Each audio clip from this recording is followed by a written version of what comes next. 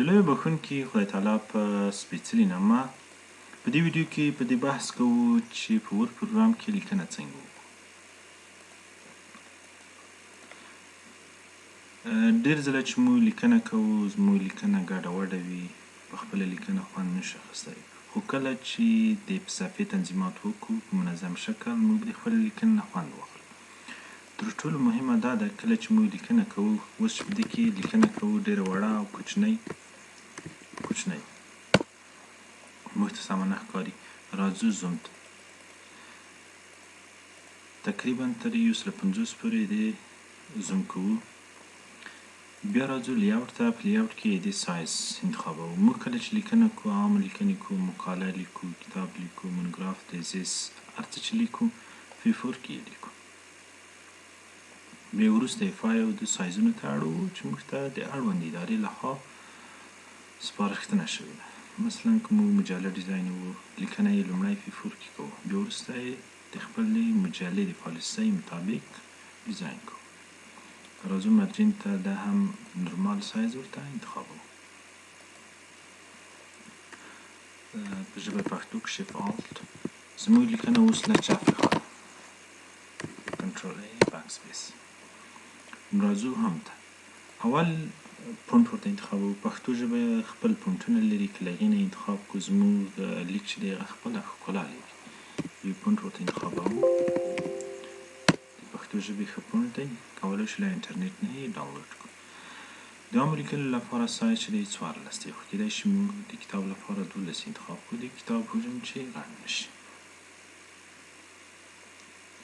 او زموږ لیکنه که انګلیسي وي له چپ طرف نه ښي طرف ته به لیکل کېږي، که اوس چې ده. او که زموږ لیکنه پښتو وي له ښي طرف وبښئ، که زموږ لیکنه انګلیسي وي له چپې خوا ښي طرف ته لیکل کېږي. په دې کې باید وي د پاراګراف شي پیل. او که پښتو وي باید دا ورته انتخاب کړو چې له ښي طرف نه چپ طرف ته شي. که عنوان وي دلته منځ کې به وي، او که بغلي وي خو مشکل نشته دی. او که پاراګراف وي کولی شو د جسټیفای نه استفاده وکړو، او نور آپشنونه هم دلته شته دي، خو جسټیفای کوو. دا تنظیمات هم ورته وکړل. نو دې دپاره چې موږ دا تنظیمات د همیشه لپاره راشي، دلته انتخاب ورته کوو چې دغه تنظیمات سیټ از ډیفولټ د دې ماته ترتیب شي. کله چې هر ځل زه خپله مقاله کتاب لیکم همدا تنظیمات یې واخلي. کولی شو په دې کې تغییرات راولو. داسې نه ده چې موږ دا انتخاب کړل د همیش لپاره، نه، موږ کولی شو بیا یې جوړ کړو، له همدې ځای نه انتخاب ورته وکړو. یعنې په دې کې موږ تغییرات وسیلی شو، او کمپیوټر هغه وسیله ده چې تغییرات مني. دا هم دا ډول کوو. زموږ تغییرات دی د هر ډاکمنټ لپاره. دا وشو، خو نور تنظیمات هم پاتې دي. دې لپاره چې ښه پوه شو یوه لنډه لیکنه کوو.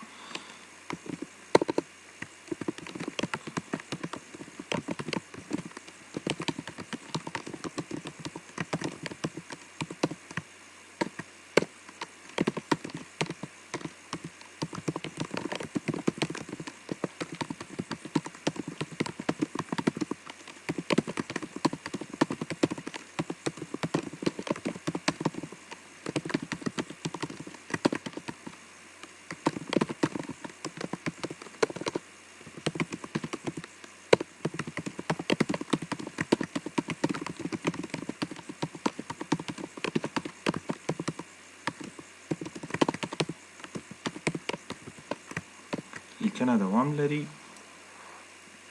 د دې دواړو ترمنځ فاصله بې حده زیاته ده. کله چې پاراګراف خلاص شي، د پاراګراف دی خلاص شو، بل پاراګراف شروع کوو.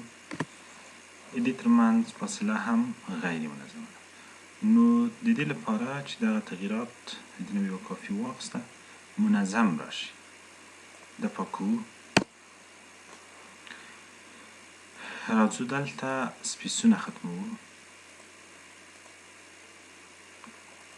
بیرته هماغه لیکنه راوړو.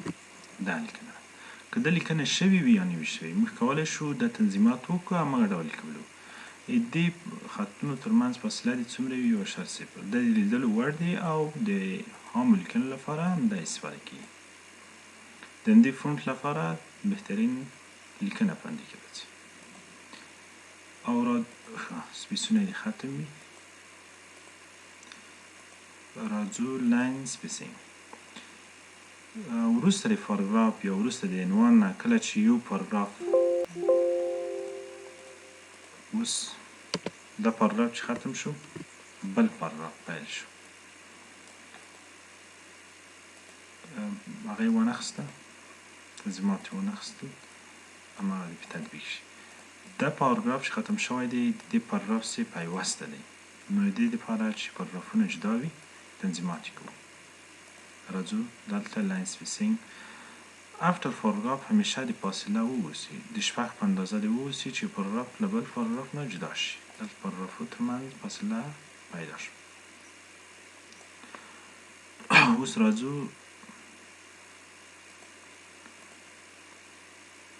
ورته وایي چې دا تنظیمات دې د همیشه لپاره مات وشي. اوس چې کله موږ پاراګراف انټر ویو لیکنه کوو.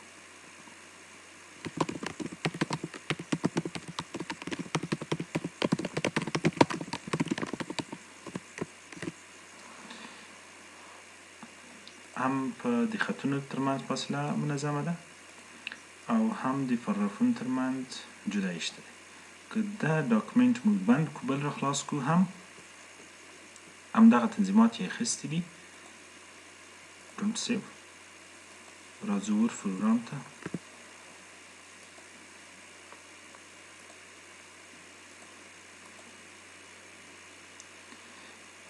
اوس چې نوی پروګرام را خلاص کا یا نوی صفحه را خلاص کا فونټ یې مې اخیستی دی یا سایز یې سم دی له ښي طرف نه هم ده د پاراګرافونو ترمنځ به فاصله هم په معیاري شکل وي.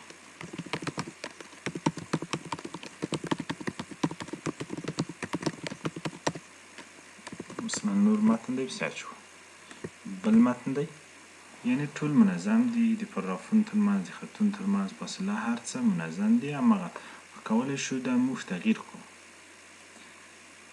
د تغییر د دې ترمنځ فاصله په دې اندازه واوسي دا فاصله ختمه کړو د فونټ اندازه ورسره هغه کړو زیاته کړو. دا هم په همغه ډول د بل ځل لپاره زموږ ډاکومنټ چې دی په بل ډول. دا وه یوه عامه لیکنه. خو لیکنه کې ځینې نور شیانو هم اړتیا وي. ځینې وخت موږ لیکنه چې ده په شمیرو باندې ویشو. مثلا وایي چې قاموس لیکنه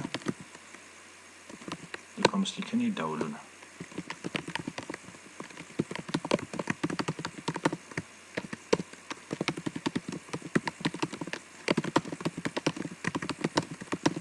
قاموس لیکنه به دوه ډوله ده.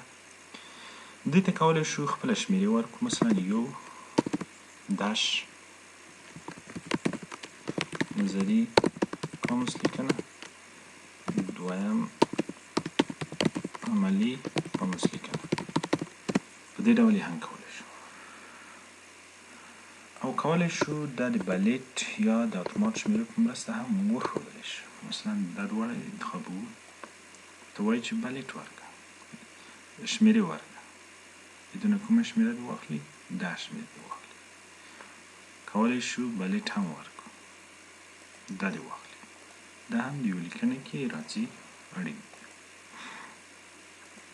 خو ځینې وخت فوتونوټ ته اړتیا وي چې موږ په خپل پوټر کې دلته یوه کلمه وسپړو د هغې معنا ولیکو یا د هغې انګلیسي نوم ولیکو. مثلا نظري قاموس لیکنه ده په دې اړه په پښتو کې معلومات نشته یوازې موږ نوم لیکلی د دې اړتیا ده چې د انګلیسي نوم ولیکو او د دې په اړه بیا موږ معلومات پیدا کړو. راځو ریفرنس ته په ریفرنس کې انزرټ فوتنوت هماغه کلمه دلته یو شمیره شته یو شمیره دلته ورته لیکو چې موږ تیوریټیکل لیکزوګرافي نظري قاموس لیکنه همدا ډول عملي قاموس لیکنه دا هم د لیکنې یوه برخه ده چې په دې ډول ولیکل شي. د لیکلو طریقه کیدای شي پاکې کړو همدا شمیرې منظمې پسې راځي. او په لیکنه کې بل مهم شی چې دی هغه د جدولونو جوړول دی چې په هغې باندې به یوه جلا ویډیو وکړو. او په لیکنه کې کله چې موږ مقاله لیکو کتاب لیکو همدغه شیان پکې مهم دي.